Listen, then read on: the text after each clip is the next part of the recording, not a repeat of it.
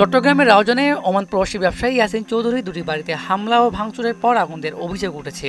ইয়াসিন চৌধুরী প্রবাসীদের শীর্ষ সংগঠন এনআরবি সিআইপি অ্যাসোসিয়েশনের সাধারণ সম্পাদক, চট্টগ্রাম সমিতি ওমানের সভাপতি এবং সালতানাত অব ওমানের বিশিষ্ট ব্যবসায়ী। এই ঘটনায় তীব্র নিন্দা জানানোর পাশাপাশি দ্রুত এর সঙ্গে সংশ্লিষ্ট সকলের বিচার চেয়েছেন প্রবাসী বাংলাদেশিরা। বর্তমান সরকারের কাছে এই সন্ত্রাসী ঘটনার সাথে জড়িত সবাইকে গ্রেপ্তার করে কঠোর শাস্তির আওতায় আনতে এবং সকল প্রবাসী বাঙালির জানমালের নিরাপত্তার ব্যবস্থা করার জন্য অনুরোধ জানিয়েছেন তারা। কি দ্রুত এটা আমাদের সমাধান চাই?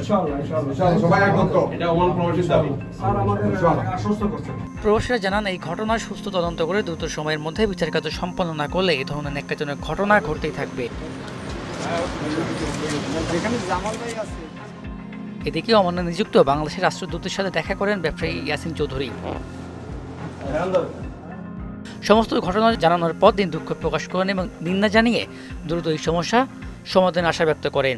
আমি ধন্যবাদ জানাচ্ছি মাননীয় রাষ্ট্রদূত মহোদয় সহ দূতাবাসের সকল কর্মকর্তাদেরকে, সাথে সাথে কৃতজ্ঞতা জানাচ্ছি ওমান প্রবাসী কমিউনিটির বিশিষ্ট ব্যক্তিবর্গ আজকে এখানে উপস্থিত হয়ে যে আমার গ্রামের বাড়িতে যে ন্যাক্কারজনক ঘটনা ঘটেছে তার প্রতিবাদ জানানোর জন্য মাননীয় রাষ্ট্রদূত বরাবর তারা স্মারকলিপি প্রদান করেছে এবং তারা নিন্দা জানিয়েছে, তারা প্রতিবাদ জানিয়েছে।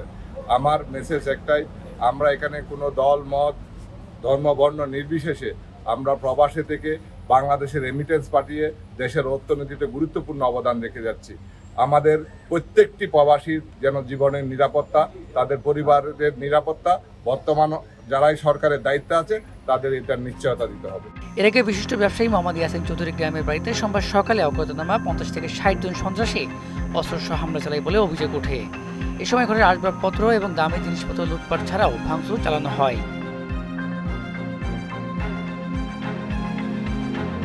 এদিকে প্রবাসী এই বাঙালির বাড়িতে এভাবে হামলা করায় ওমানে বসবাসরত প্রবাসী বাঙালিদের মাঝে তৈরি হয়েছে শঙ্কা। মিসবাহ রহমান, মোহনা ডিজিটাল।